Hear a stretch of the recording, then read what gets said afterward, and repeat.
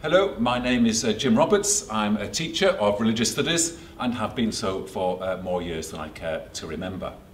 And one of the questions that often comes up is a question about the Bible. People say, "Whoa, why believe the Bible? What's different between the Bible and all the other religious texts in the world?" Or the Bible is invented. It's a myth. It's a fairy story. It's all just made up and it's full of lies. And often people have quite strong opinions about the Bible. They might point to problems in the Old Testament and pick out random verses. They might say, why have we got 66 books in our Bible and no more and no less? So this area covers a huge area of different applications about the Bible. So to make things simpler, I would suggest that we just concentrate specifically on Jesus Christ, because he is the core of Christianity. So let's think about Jesus. Do we have a record, an accurate record of what he said and done? Let's just concentrate on the Gospels. For those people who want to look at other areas, there are some very good books out there, and I do recommend to have a look at some of those. So first of all, Jesus Christ. Even without the Bible, if we never had the Bible, it had never been written, would we know about Jesus Christ? And the answer is yes, we would. Because Jesus is not only found in the Bible, he is found outside the Bible in lots of histories, ancient histories, written both by Jews and by Romans, writing the history of either the Jewish people or the Romans, and there's quite a bit mentioned about Jesus. We would know, for example, an outline of his life, that he was crucified by Pontius Pilate, who was procurator of Judea. We would know that his disciples claimed that he did miracles, that his disciples said that he rose again. And so actually there's quite a bit about Jesus out there, outside of the Bible. So first of all, people who say that Jesus never existed, I don't think you'll find any serious historian anywhere who would come anywhere near saying anything like that.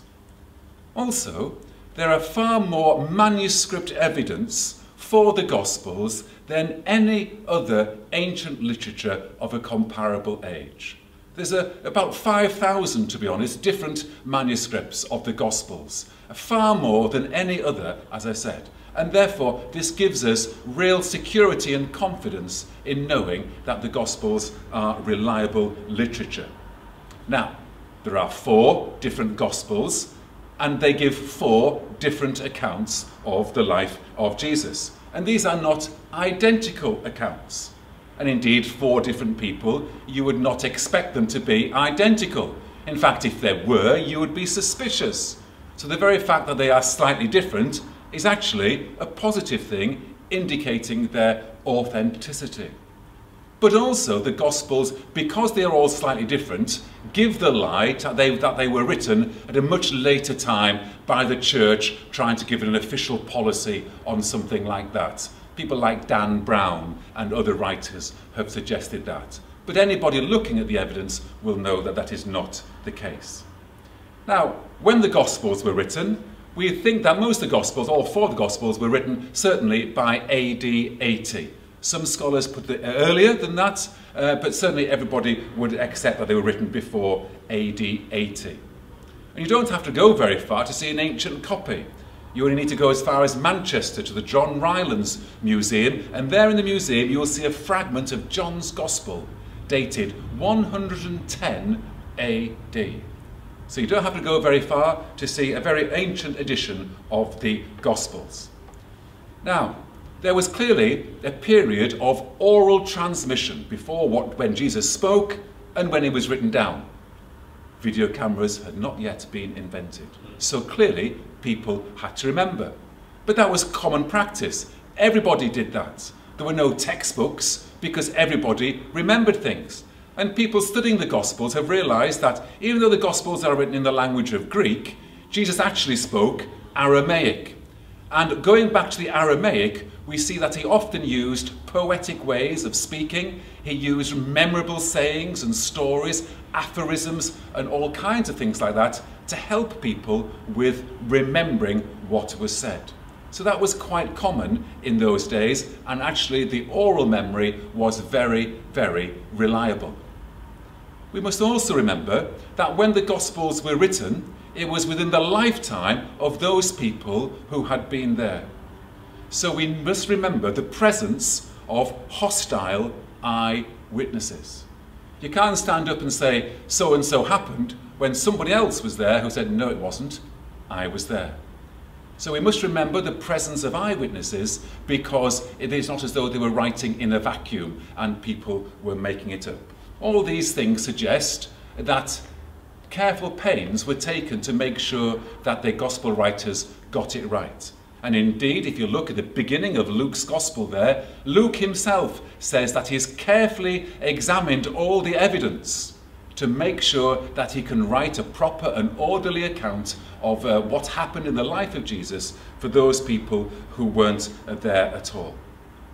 There is also increasing archaeological evidence highlighting all kinds of things at that time.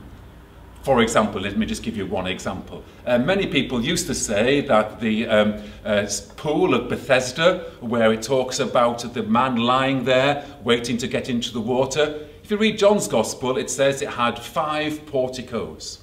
And many people said, well, obviously the 5 is probably symbolic of the first 5 books of the Old Testament. And here was the man getting away from the old Judaism and entering into the new water of Christianity.